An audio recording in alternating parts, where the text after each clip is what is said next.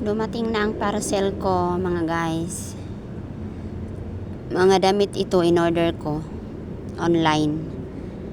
Mga mumurahin lang naman. Kasi medyo tumaba ako ng konti.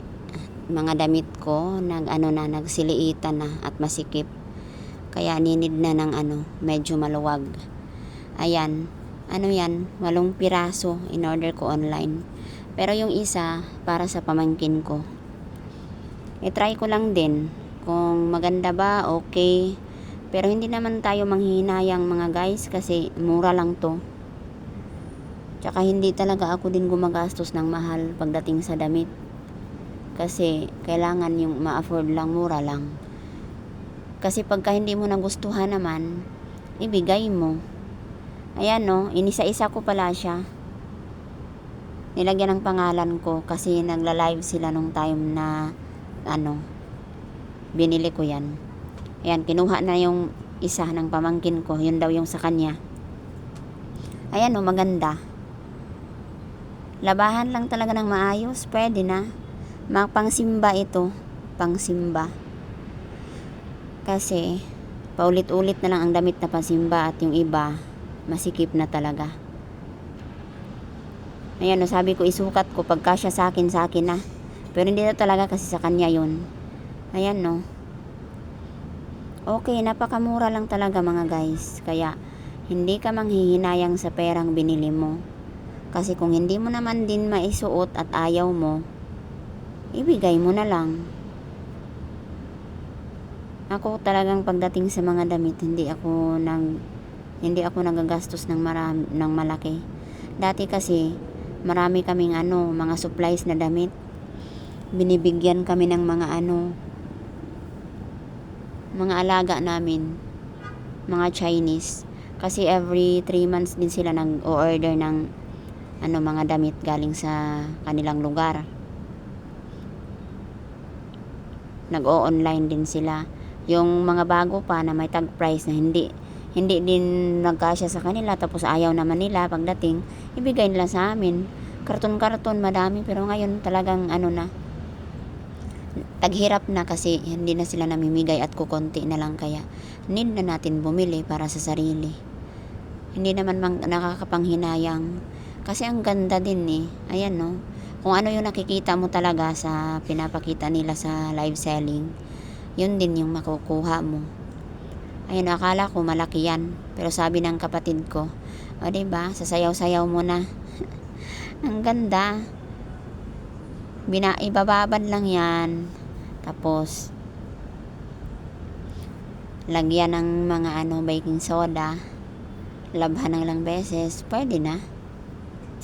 Hindi naman kami maarte pagdating sa mga damit. Ang importante talaga may maisusuot. Yun. Yan. Sabi ng pamangkin ko, akala ko 1 sako na daw ang darating na mga damit. Kasi panay daw ang order namin. Akala niya 1 sako na. 8 piraso lang pala. Sabi ko, hindi naman ako order ng 1 sako. Paunti-unti naman. Para ayan, pagkatapos guys, namasyal kami sa Baclaran. Dito kami napunta sa mga halaman at mga bulaklak. Pag halaman talaga at mga bulaklak yung makikita natin, parang napaka-refreshing. Ang sarap sa pakiramdam, parang fresh. Ayan nag-ikot-ikot kami ng ate ko, galing kasi kami nagpa-print niyan. Tapos wala kaming balak na bumili sana. Talagang nilibang lang namin yung mga mata namin kasi nadadaanan namin siya Ayan mga bulaklak, mga plastic yan siya. Tsaka yung dahon na nasa tabi. Pero yung iba, mga talaga bulaklak na buhay. Ang gaganda, marami dito mga citronella. Ayan, tapos mura lang, affordable ang mga prices. Wala talaga kaming balak na bumili. Ayan ang gaganda ng mga bulaklak. Maganda kasi pag may bulaklak sa bahay or halaman, kasi parang nagbibigay siya ng kulay, ng buhay. Ayan, nung nandyan na kami, sabi ng ate ko, parang gusto niya daw bumili. Sabi ko, ako din. Tapos ayun, napag-desisyon na namin na babalikan namin yung kung ano yung nakita namin doon sa nadaanan namin. Yun sana yung pampalayas ng mga lamok kasi malamok ngayon. Ayan, nakabili kami. Yan yung nabili namin. Lucky Bamboo. At yung isa, pampalayas ng lamok. Yung titingin lang pero napabili ka na. Marami sila. Ayan, no. Talagang kung may bahay ka lang, lagyan mo talaga yung bahay mo ng mga halaman para naman magkaroon ng buhay. Ako naman, inisip ko yan, ilagay ko sa kwarto namin. Kasi para naman may mag-absorb ng mga polluted air. Kasi diba ang halaman, siya yung nagre-refresh ng hangin. Nililinis niya ang hangin para naman yung kwarto namin maging presko ang hangin at parang may buhay. Kasi may buhay na halaman. Yan, pauwi na kami mga kapatid.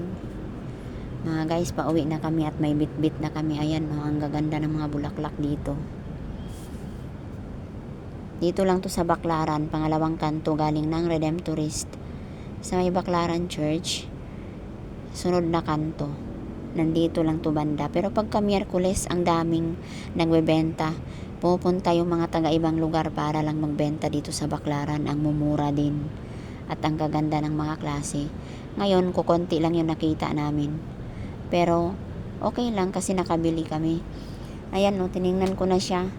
Okay naman pala kasi mayroon kaming isang option doon na walang maraming dahon. Malaki ang tangkay. Pero yan yung pinili namin kasi medyo mura.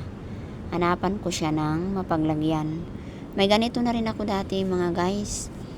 Kaso, namatay siya kasi nilagay ko siya sa kusina. Ang sa akin kasi, nagtatambay kasi ako sa kusina. Yun yung parang inisip ko na nandyan ako kaya magiging parang fresh din ang hangin at siya yung nagbibigay din ng buhay. Kusina ang tirahan ko. Yung doon ba yung doon ako naglalagi. Kaso sabi nung tindera bawal daw pala siya sa may kusina kasi yung mga mantika at ang init namamatay siya. Ayan, dyan muna siya for the meantime kasi wala akong ibang makita na mapaglagyan. Ayoko din yung last time kasi plastic. Gusto ko sana yung babasagin. Ayan, ashtray yan siya. For the meantime lang para maibabad ko ng konti. Habang naghahanap ako ng paglalagyan sa kanya. Pero ayan, nakita ko pala, naalala ko yan, may jar ako. Malaki naman siya. Pero inisip ko, kaysa doon siya sa maliit, dyan na lang siya. Ilagay ko siya dyan, tapos hindi ko na lang siya pupunuin ng tubig. Konti lang. Hanggang doon sa may red na ribbon. So, final na talaga, dyan ko na siya ilagay. Kasi maganda. Wala pa akong nabili o hindi pa ako makabili ng